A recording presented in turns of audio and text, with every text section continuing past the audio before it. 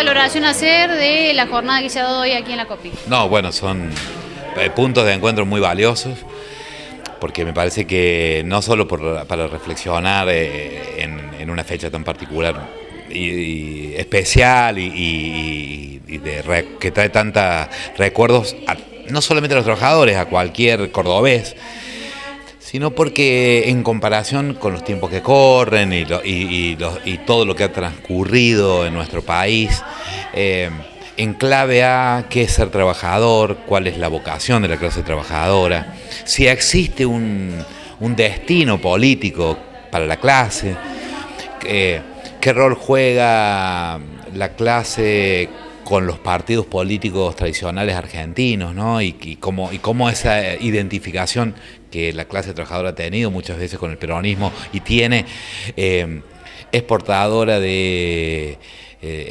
un proyecto más igualitario o un proyecto menos igualitario. Todas esas preguntas tienen por lo menos, nunca respuestas, pero por lo menos guías, pequeñas posibilidades de ser encontradas en algunos de los retazos de aquel 29 de mayo, ¿no? Bien, decías en tu exposición que bueno, el trabajo ha perdido centralidad, ¿no? Sí. Como definición y demás. Sí. Me gustaría que hicieras como un repaso de, bueno, de dónde viene esa pérdida de la centralidad del trabajo y qué es quizás lo más nocivo de esa pérdida de identidad. Uno podría decir que hay un tiempo particular en la humanidad occidental y uno diría en los países capitalistas centrales que de alguna manera decidieron que aquel gran acuerdo denominado genéricamente New Deal había posibilitado la emergencia de esos países capitalistas de la Segunda Guerra Mundial a través de una propuesta por la cual se establecía un salario de ingreso para el conjunto de los trabajadores. El empleador que no podía pagar ese salario no podía abrir un negocio. Esto lo decía Roosevelt, ¿no? Concretamente.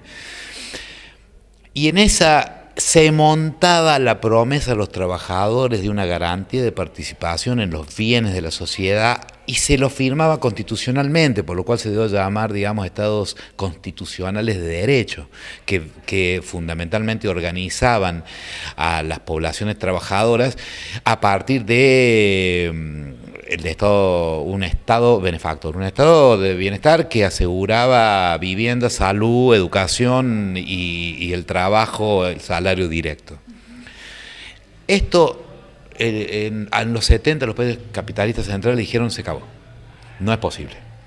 No es posible el nuevo salto a la nueva producción capitalista y a la emergencia financiera con este modelo. Y inventaron uno nuevo, que en algunos lados tuvieron que sostenerlo con sangre, en otros lugares con menos sangre, o inclusive democráticamente, denominado, digamos, el Acuerdo de Washington, los postulados del Acuerdo de Washington. A lo subjetivo, el Acuerdo de Washington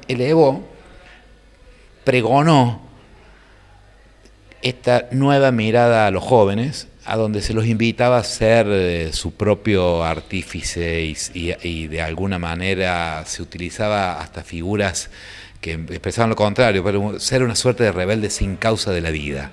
Con lo cual, la idea del trabajo como casi una idea de esclavitud, media oscurecida, siempre en el mismo lugar, ¿no? Es decir, esta idea de que la vida es mucho más rica que trabajar para ir a la casa y dormir y volver. Todas esas ideas fueron como bombardeadas con la ilusión de una vida más audaz, más prometedora, en donde uno es artífice, como decía, su propio destino, una suerte de empresa en sí mismo. Y bueno, esto ha calado y no digo que entonces sea mejor lo que pensaban los jóvenes anteriores a esta juventud, digo, este es un hecho, esto pasa.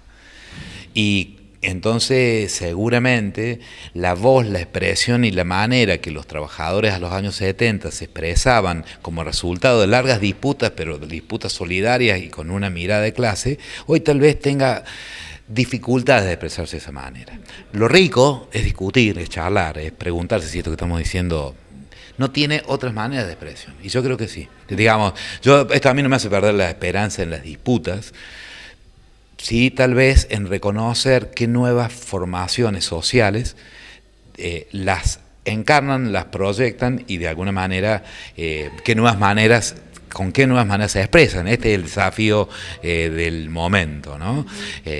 No mirar con herramientas inadecuadas un objeto que ya no está, digamos. Ha cambiado bastante. Claro, y entonces creer que el resultado de esa observación es que todo tiempo pasado fue mejor. No, es decir, eso en todo caso es lo que hay que evitar, porque ahí sí estaríamos sin la capacidad ni siquiera de revisar la historia con algún criterio, ¿no?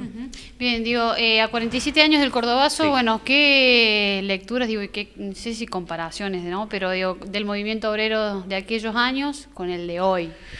Bueno, sin duda hay un abismo de diferencia, abismo que por supuesto que es resultado de la dictadura militar argentina, resultado de la traducción del Consenso de Washington en los 90, que fue el gobierno menemista, y las vacilaciones que ha tenido a partir de eso, el rol de una gran parte primero de la dirigencia sindical y también de los trabajadores argentinos, muy castigados por los factores macrosociales, por todos esos años, y que de alguna manera